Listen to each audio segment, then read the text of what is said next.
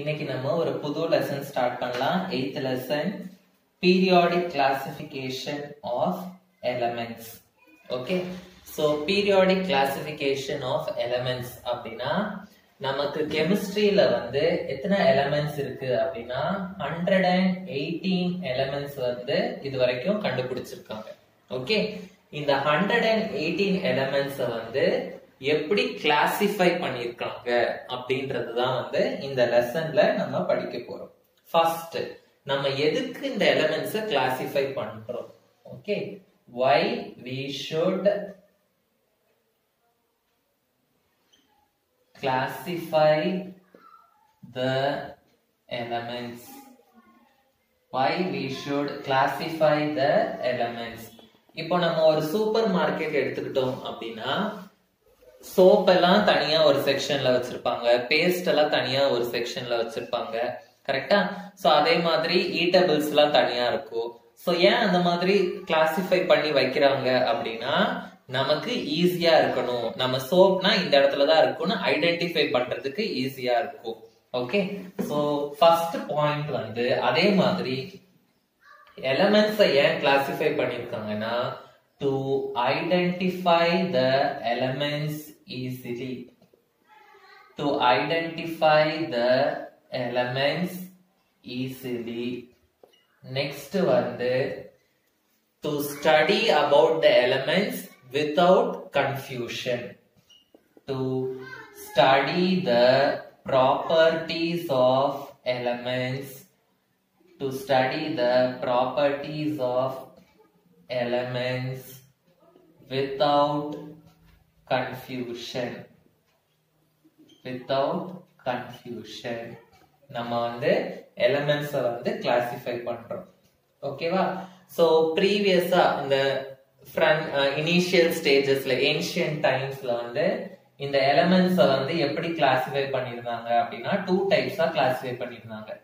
ஒன்னு வந்து மெட்டல்ஸ், இன்னொன்னு வந்து நான் மெட்டல்ஸ் அப்படின்னு கிளாசிஃபை பண்ணிருந்தாங்க. ஆனா இந்த கிளாசிபிகேஷன் வந்து ஃபெயிலியர். ஏன்னா சில மெட்டல்ஸ் வந்து நான் மெட்டல்ஸோட ப்ராப்பர்ட்டிஸும் காமிக்கும், சில நான் மெட்டல்ஸ் வந்து மெட்டல்ஸோட ப்ராப்பர்ட்டிஸும் காமிக்கும். ஃபார் எக்ஸாம்பிள் நம்ம வந்து மெட்டல்ஸ் எல்லாமே வந்து எலக்ட்ரிசிட்டி கண்டக்ட் பண்ணும். காப்பர் ஒயர், அலுமினியம் ஒயர், அந்த மாதிரி எல்லா மெட்டல்ஸுமே வந்து இட் வில் கண்டக்ட் எலக்ட்ரிசிட்டி. ஆனா கிராஃபைட் அப்படின்னு ஒரு நான் மெட்டல் இருக்கு, that will also conduct electricity.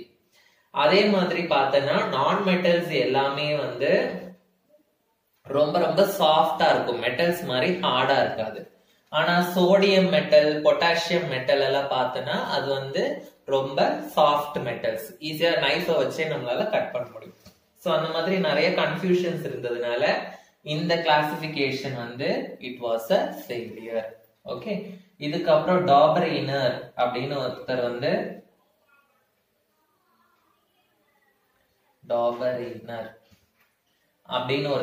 Classify பண்ணாரு. அந்த கிளாசிபிகேஷன் வந்து உங்களுக்கு சிலபஸ்ல கிடையாது. சோ பட் ஆனா அந்த கிளாசிபிகேஷனும் வந்து it was a failure. Next Newland அப்படின்னு ஒரு சயின்டிஸ்ட் வந்து கிளாசிஃபை பண்ணாரு. அந்த கிளாசிபிகேஷனும் வந்து ஒரு ஃபெயிலியர். இது ரெண்டும் ஆனா சிலபஸ்ல வந்து உங்களுக்கு கிடையாது.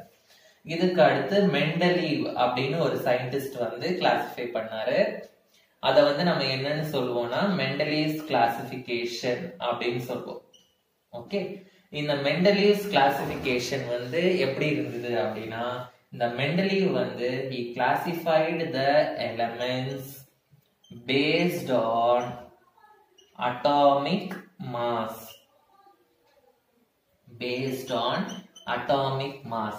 So Mendeleev வந்து he classified the elements based on the atomic mass. Atomic mass னா என்ன அர்த்தம்? Number of protons plus number of neutrons. So number of protons and number of neutrons வச்சு Mendeleev வந்து அவரோட கிளாசிபிகேஷன் பண்ணாரு. ஓகே, ஆனா இந்த classification also was a failure. இந்த classification also was a failure. ஏன் ஃபெயிலியர்? இந்த கிளாசிபிகேஷனோட டிஸ்அட்வான்டேஜஸ் என்னலாம் அப்படின்னு பார்த்தோம் அப்படின்னா இந்த கிளாசிபிகேஷன்ல வந்து ரெண்டு டிஸ்அட்வான்டேஜ் இருக்கு. First disadvantage வந்து he did not find position for isotopes. He did not find the position for isotopes. Okay. Second classification வந்து he did not find the position for hydrogen. So ஹைட்ரஜனுக்கும் அவரால பொசிஷன் வந்து கண்டுபிடிக்க முடியல and isotopesக்கும் வந்து அவரால position கண்டுபிடிக்க முடியல. So first ஹைட்ரஜனுக்கு அவரால ஏன் பொசிஷன் கண்டுபிடிக்க முடியல, ஐசோடோப்ஸ்க்கு ஏன் கண்டுபிடிக்க முடியல அப்படின்ற ரீசன் பார்த்துடலாம். So reason for the failures. Reason for the failure. Isotopes அப்படினா என்ன?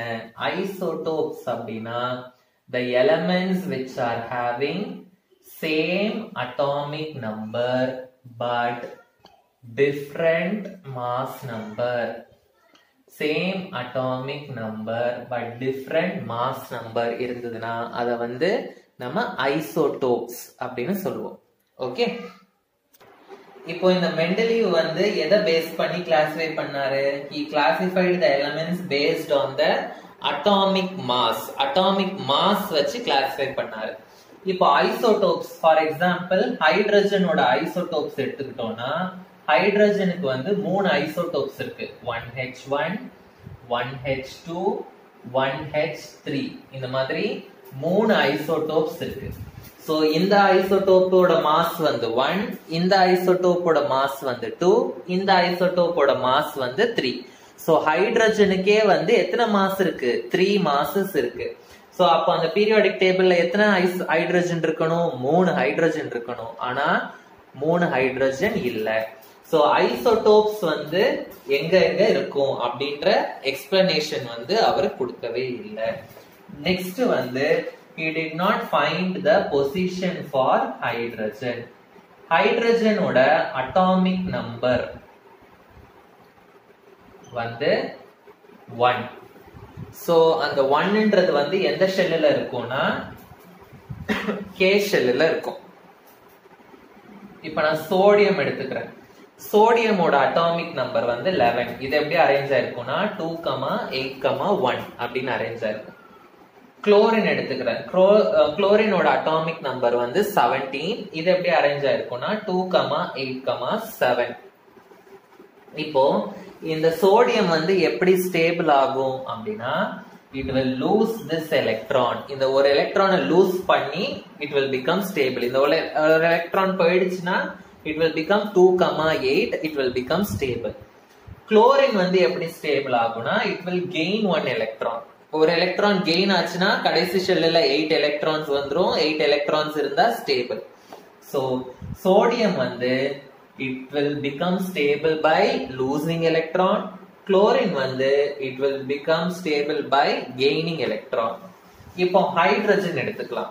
ஹைட்ரஜன் வந்து இந்த ஒரு எலக்ட்ரானை லூஸ் பண்ணிச்சுன்னா 0வா மாறிடும். 0வும் ஸ்டேபிள் தான். அதே மாதிரி இது ஒரு எலக்ட்ரான் கெயின் பண்ணிச்சுன்னா 2வா மாறும். 2னா ஃபர்ஸ்ட் ஷெல்லுல 2 இருந்தா அதுவும் ஸ்டேபிள் தான். சோ இது வந்து எலக்ட்ரானை லூஸ் பண்ணியும் ஸ்டேபிள் ஆகும், எலக்ட்ரானை கெயின் பண்ணியும் ஸ்டேபிள் ஆகும்.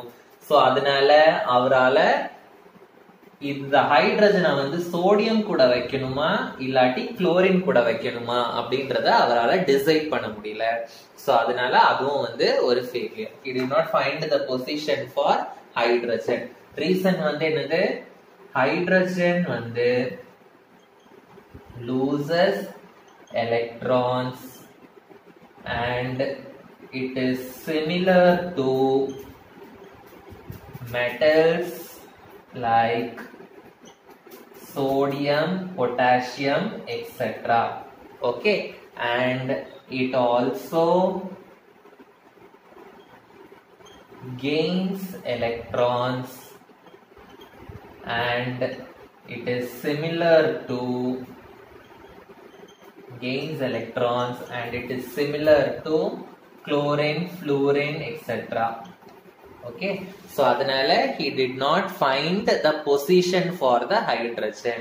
Okay, he was confused. இது கூட வைக்கணுமா இல்ல இது கூட வைக்கணுமா அப்படின்றது he was confused. Okay, so இதெல்லாம் தான் வந்து என்னதுன்னா disadvantages of என்னது the Mendeleev's classification. இன்னொரு disadvantage வந்து he classified based on atomic mass அப்படின்னு சொன்னேன். atomic mass அப்படின்னா என்ன அர்த்தம்? number of protons and number of neutrons வச்சு இவர் வந்து கிளாசிஃபை பண்ணாரு. ஆனா எப்பவுமே ஒரு ரியாக்ஷன் நடக்கும்போது ஒரு ரியாக்ஷன் எப்படி நடக்கும் அப்படின்னா எலக்ட்ரான்ஸ் லூஸ் ஆகுறதுனாலயோ இல்ல எலக்ட்ரான்ஸ் கெயின் ஆகுறதுனாலயோ தான் வந்து ஒரு ரியாக்ஷன் நடக்கும். சோ protons and neutrons ஆல ஒரு reaction நடக்காது. The reaction will take place only with the help of the electrons. So classification based on atomic mass வந்து was a failure. Reason வந்து என்னது? Because electrons only are responsible. Electrons are only responsible for the formation of for the chemical reaction. For the chemical reaction. இல்லாட்டி ஒரு new compound form ஆகணும் அப்படின்னா அதுக்கு electrons தான் வந்து முக்கியமான காரணம். ஓகே, சோ அவர் வந்து எலக்ட்ரான்ஸை பேஸ் பண்ணி தான் கிளாசிஃபை பண்ணியிருக்கணுமே தவிர புரோட்டான்ஸ் அண்ட் நியூட்ரான்ஸை வந்து பேஸ் பண்ணி கிளாசிஃபை பண்ணிருக்க கூடாது. சோ அது வந்து இன்னொரு ஃபெயிலியர். ஓகேவா? சோ புரிஞ்சுதா நம்ம எதுக்கு வந்து எலிமெண்ட்ஸை கிளாசிஃபை பண்ணணும்? டாபரினர் வந்து ஃபெயிலியர், நியூலாண்ட்ஸ் ஆக்டேவும் ஃபெயிலியர், மெட்டல்ஸ் நான் மெட்டல்ஸ் கிளாசிஃபிகேஷனும் ஃபெயிலியர். ஆனா இதெல்லாம் உங்க சிலபஸ்ல கிடையாது. மெண்டலீஸ் கிளாசிஃபிகேஷனும் சிலபஸ்ல கிடையாது. அதோட டிஸ்அட்வான்டேஜஸ் மட்டும் சிலபஸ்ல கொடுத்திருக்காங்க. சோ அதனால அதை எப்படி கிளாசிஃபை பண்ணாரு, எதனால அவங்களோட சிஸ்டம் வந்து ஃபெயிலியர் அப்படின்றத வந்து நம்ம பார்த்தோம். ஓகே, சோ இந்த மெண்டலீவ்ஸ் கிளாசிஃபிகேஷன் வந்து ஃபெயிலியர் ஆனதுனால அடுத்த சயின்டிஸ்ட் வந்து அவரோட கிளாசிஃபிகேஷன் கொடுத்தாரு. அந்த பீரியாடிக் டேபிள் தான் நம்ம இன்னும் ஃபாலோ பண்ணிக்கிட்டு இருக்கோம். அந்த பீரியாடிக் டேபிளோட பேர் வந்து modern periodic table. Modern periodic table. In the modern periodic table வந்து it was discovered by the scientist named as Henry Moseley. Henry Moseley அப்படின்ற சயின்டிஸ்ட் தான் வந்து இந்த மாடர்ன் பீரியாடிக் டேபிளை வந்து டிஸ்கவர் பண்ணாரு. ஓகே, சோ இவர் வந்து இந்த மெண்டலீவ்ஸ் கிளாசிஃபிகேஷனோட டிஸ்அட்வான்டேஜஸ் எல்லாத்தையும் வந்து சால்வ் பண்ணிட்டாரு. Okay, he solved all the disadvantages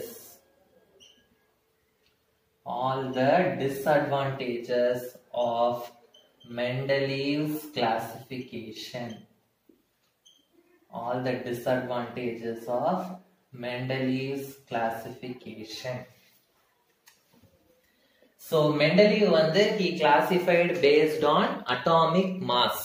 Atomic mass na என்னது? protons and neutrons பேஸ் பண்ணி அவர் கிளாசிஃபை பண்ணாரு. ஆனா அந்த தப்ப இவர் பண்ணல. He classified based on the number of electrons. அப்படின்னா என்ன அர்த்தம்? number of electrons னா atomic number னு அர்த்தம். So he classified the elements based on their atomic numbers. So he classified the elements based on their atomic numbers. Atomic number na enna artham? Number of electrons. He classified the elements based on the number of electrons. Okay, so he also gave one law. And the law oda per vandu modern periodic law. Modern periodic law. Okay, இந்த law வந்து அவர் கொடுத்தாரு. So அந்த என்ன lawனா the properties of elements. ப்ராப்பர்ட்டிஸ்னா ஒவ்வொரு எலிமெண்ட்டுக்கும் ரெண்டு property இருக்கும், physical property and chemical property. So the properties அதாவது physical and chemical. So the properties of elements are periodic functions of their atomic numbers. Periodic function of their atomic numbers. So இது வந்து ரொம்ப இம்பார்ட்டன்டான law. Okay, so the properties of elements are periodic functions of their atomic number. அப்படினா என்ன அர்த்தம்? ப்ராப்பர்ட்டிஸ்னா physical property and chemical property. ஒரு எலிமெண்டோட physical property and chemical property வந்து பீரியாடிக் ஃபங்க்ஷன்ஸ் அப்படின்னா இட் டிபெண்ட்ஸ் அப்பான் அப்படின்னு அர்த்தம். So ஒரு எலிமெண்டோட physical property and chemical property வந்து it depends on the atomic number. Atomic நம்பர்னா என்னது? Number of electrons. Okay, it does not depend on the atomic mass, it depends on the atomic number அப்படின்னு அவர் சொன்னார். Okay, so எப்படி இந்த failures எல்லாம் இவர் வந்து சால்வ் பண்ணாரு அப்படின்னு பார்க்கலாம். So first வந்து he found out the position of isotopes. He found out the position for isotopes. So hydrogen oda isotopes வந்து 1H1, 1H2, 1H3 மூணு isotopes இருக்கு. கரெக்டா? சோ இந்த மூணு isotopes ஓட மாஸ்மே வந்து டிஃபரெண்ட். சோ இவர் வந்து மாஸ் வச்சு கிளாசிஃபை பண்ணாரு. சோ மாஸ்ன்னு பார்த்தோம்னா ஹைட்ரஜனுக்கு எத்தனை மாஸ் இருக்கு? 3 மாஸ் இருக்கு. சோ அப்ப பீரியாடிக் டேபிள்ல 3 ஹைட்ரஜன் இருக்கணும். சோ அதனாலதான் அது தப்பாச்சு. ஆனா அட்டாமிக் நம்பர் பாரு, எல்லா ஹைட்ரஜனுக்கும் அட்டாமிக் நம்பர் வந்து சேம். சோ இதுக்கும் அட்டாமிக் நம்பர் 1, இதுக்கும் அட்டாமிக் நம்பர் 1, இதுக்கும் அட்டாமிக் நம்பர் 1. சோ அதனால பீரியாடிக் டேபிள்ல நம்ம ஒரே ஒரு ஹைட்ரஜன் வச்சா போதும், 3 ஹைட்ரஜன் வந்து வைக்க தேவையில்லை, ஒரு ஹைட்ரஜன் தான் வைக்கணும். இந்த ஹைட்ரஜனோட மத்த ஐசோடோப்ஸ் வந்து இந்த ஹைட்ரஜன் எங்க இருக்கோ அதே இடத்துல தான் இருக்கு அப்படின்னு அவர் சொன்னார். Okay, so he found out the position of isotopes. Isotopes எங்க இருக்குன்னு சொன்னாரு, அந்த எலிமெண்ட் எங்க இருக்கோ அந்த இடத்துல தான் வந்து அந்த எலிமெண்டோட ஐசோடோப்ஸும் இருக்கும் அப்படின்னு சொன்னார். So the isotopes are present in the same slot as that of the element. Okay, next disadvantage என்னது? He did not find the position for hydrogen. ஆனா இந்த modern periodic lawல he found out the position for hydrogen. He found out the position for hydrogen. So இவர் வந்து எதை base பண்ணி classify பண்ணாரு? He classified based on the atomic number. ஹைட்ரஜனோட atomic number என்னது? 1. So atomic number of hydrogen வந்து is 1. So atomic number of hydrogen 1ன்றதுனால ஹைட்ரஜனை வந்து அவரு first positionல வச்சாரு. So hydrogen was placed in the first position. So அவர் வந்து எது கூட சிமிலரா இருக்கு, எது கூட சிமிலரா இல்ல, அதெல்லாம் அவர் அனலைஸ் பண்ணவே இல்லை. அட்டாமிக் நம்பர் 1ன்றதுனால அவர் ஹைட்ரஜனை ஃபர்ஸ்ட் பொசிஷன்ல வச்சார். ஓகே, சோ இவர் வந்து எல்லா எலிமெண்ட்ஸையும் வந்து இன்க்ரீசிங் ஆர்டர் ஆஃப் அட்டாமிக் நம்பர்ல கிளாசிஃபை பண்ணாரு. Okay, he classified the elements in the increasing order of atomic number. He classified the elements in the increasing order of atomic number. Increasing order of atomic number அப்படினா கம்மியான atomic number எலிமெண்ட்ல இருந்து ஜாஸ்தியா atomic number இருக்கிற element வரைக்கும் அப்படி classify பண்ணாரு. So starting la kammi 1 2 3 4 appadi classify pannaru. Okay, he classified the elements in the increasing order of atomic number. So ivaroda and the periodic table oda per vande it is called as modern periodic table. This modern periodic table it is also called as long form of periodic table. It is also called as long form of periodic table. Okay, so in the long form of periodic table la vande 18 columns irundhudu. In the 18 columns vande it is called as groups. So groups na enadhu? The vertical columns. Vertical column irukumla, so the vertical column. Okay, vertical columns are called groups. Okay, so 18 columns irundhudu. So ethana groups irundhudu? 18 groups appdin artham. And 7 rows irundhudu. Okay, so ethana columns? 18 columns. Rows vandu 7 irundhudu. The rows are called as periods. Periods. So periods அப்படினா horizontal rows are called periods. Okay, so horizontal rows are called as periods. So groups na vertical columns, periods na horizontal rows. In a modern periodic table la 18 columns irundhudu, 7 periods irundhudu. So என்னென்ன groups என்னென்ன periods அப்படின்றத வந்து நம்ம next classல continue பண்ணலாம். Okay, thank you.